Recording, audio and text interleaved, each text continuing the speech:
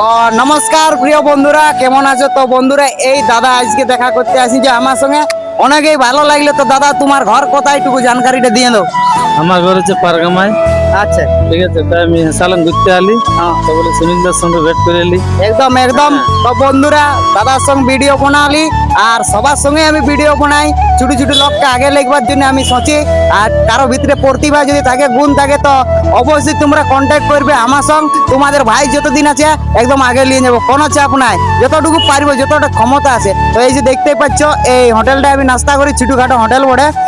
একদিনে বন্ধুরা 5 কিলো পেঁয়াজ কাটে, 5 কিলো একদিনে পেঁয়াজ, আর সেই লেভেলের সেলিং হয়েছে, দেখতেই পাচ্ছ। তো দাদু, কেমন আছো? ঠিকই আছে। তা তোমার হোটেলে তো নাস্তা করলি, এক নম্বর লাগলো হোটেলের নাস্তাটা। তো যদি এখন ভিডিওর মাধ্যমে যদি আসে লোক, তো তুমি কোনো অফার দিবে না? নাই কোনো সেইরকম অফার? জল আছে। জল অফার আছে।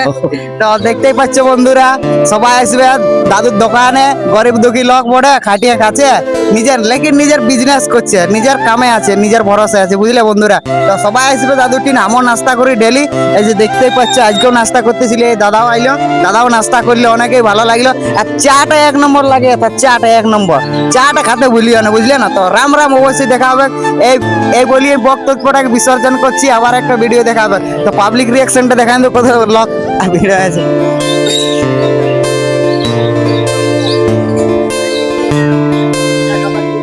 তো দেখতে পাচ্ছ, দাদুর দোকানে চা খাবার জন্য এত লোক লাইন লাগিয়ে আছে, এই যে দেখতে পাচ্ছ। দেখান তো, ওগুলো তো দেখান।